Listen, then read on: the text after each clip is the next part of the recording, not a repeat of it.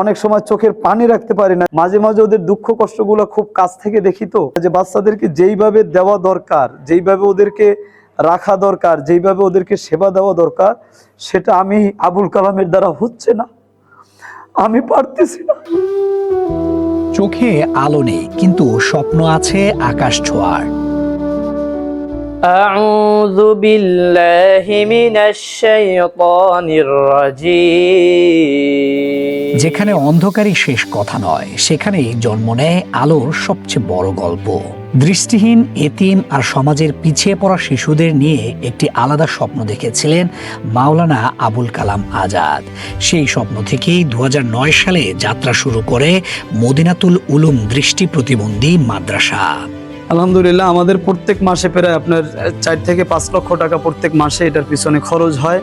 আর এটা আমাদের এই ছাত্রদের থেকে আসে না। আপনারা দেখছেন সকাল থেকে এসে প্রত্যেকটা বাচ্চাই খুবই গরিব ঘরের সন্তান। অনেকের মা নাই, বাবা নাই, অনেকের টাকা পয়সা দেওয়ার অ্যাবিলিটি নেই।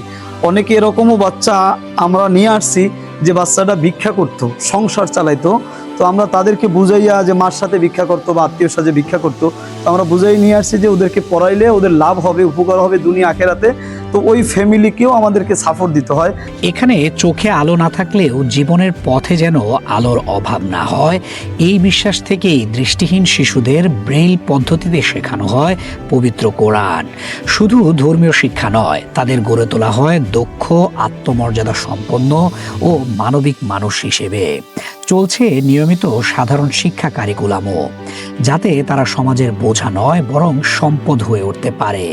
এই প্রতিষ্ঠান টিকে আছে একজন মানুষের অক্লান্ত পরিশ্রম আর সাধারণ মানুষের দান অনুদানের উপর ভর করে।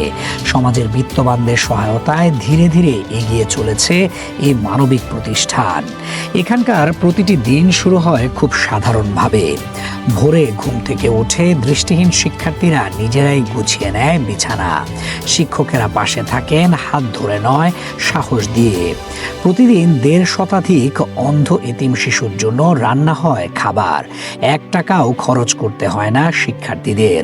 দৈনিক 50 থেকে 55 কেজি চালের ভাত, মাস শেষে যার পরিমাণ দাঁড়ায় প্রায় 1.5 থেকে 1600 কেজি। আজ মাদ্রাসার রান্নাঘরে আলাদা আয়োজন। 2টি বিশাল খাসি জবাই করা হয়েছে, বড় কড়াইয়ে রান্না হচ্ছে খাসি ও লাউ। রান্না শেষে বড় বড় পাত্রে সাজানো হচ্ছে ভাত আর মাংস। দুপুরের খাবার শেষে জোহরের নামাজের প্রস্তুতি। সারিবদ্ধভাবে দাঁড়িয়ে দৃষ্টিহীন শিক্ষার্থীরা আদায় করে নামাজ। কেউ কারো কাঁধে হাত রেখে, কেউ কণ্ঠস্বর অনুসরণ করে। নামাজ শেষে আবার পড়াশোনায় ফেরা। এই সাদামাটা জীবনযাপনের মাঝেই লুকিয়ে আছে এক অসাধারণ সংগ্রামের গল্প, যেখানে অন্ধকার হার মানে মানবতার কাছে। চোখে আলো না থাকলেও মানুষ হলে আলো ছড়ানো যায়।